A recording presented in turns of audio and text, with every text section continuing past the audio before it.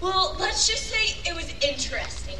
Not to mention, I was up all night last night worrying and praying about my brother because he hadn't gotten home yet. And then today, all my friends decide seems to be the perfect day to tell me that they can't hang out with me anymore because apparently I'm too Christian for them or something like that. Brittany? Oh, you gotta go? Okay, well, bye. Guess she wasn't interested either. Are you?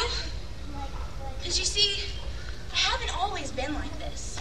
I haven't always had the positive attitude that I have right now. My life used to be so dark. And here, let me just tell you my life story, and maybe it'll help you understand a little more. You see, when I was about 2.5, my biological person, he dropped me off at the doorstep of the church, and he walked right out of my life, even until this day.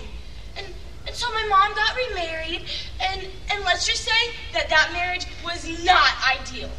I mean, I can remember this one time when my brother and I, we were sitting at the top of the stairs, and I was just holding on to him because down the stairs was a whirlwind of glass flying and curse words being shot back and forth. And my little brother, he looked up at me and he said, "Sissy, what's gonna happen?" And I said, "Everything's gonna be okay. Everything's gonna be okay." Even though I had lost all my hope. And after feeling so insecure and unwanted, I began to try to fill myself with all these lies and hide behind so many masks because I wanted so desperately to be loved, so desperately to be wanted. And I began to cut myself. And it seemed like no matter how much or how wide or how deep I cut, the scars were still there. And I wanted something that would last forever. I wanted someone or something just to come and to take it all away. And so I took that mask off and I put on another one. I began to try to fit in with the popular crowd, and slowly but surely I completely changed who I was to fit what they wanted me to be. I made sure my hair was perfect every day, and I made sure I wore all the right clothes, or maybe I should say wrong ones.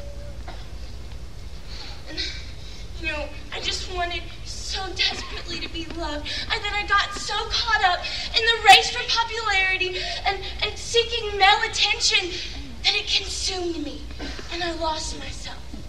And they made me feel good for a little bit, but it wasn't fulfilling. I wanted someone just to come to take it all away. They made me feel wanted, but then they made me feel like I was used. They made me feel like I was worth something, and then like I was abused. They made me feel like I was nothing. But you know what? I soon found out that I was a diamond. I was God's chosen, and I found that out on the night that I decided to end everything. I mean, what was the point in living if I was tarnished and broken?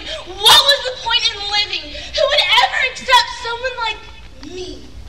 But that night, I felt a tug at my heart, and I looked over, and there on the shelf was a worn, rugged old Bible.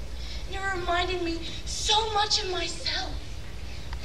And I grabbed it and I started reading about God's love and His forgiveness. And I was even glad that God sent His one and only Son to die for me. Me. And falling on my knees, I cried out to this man called Jesus.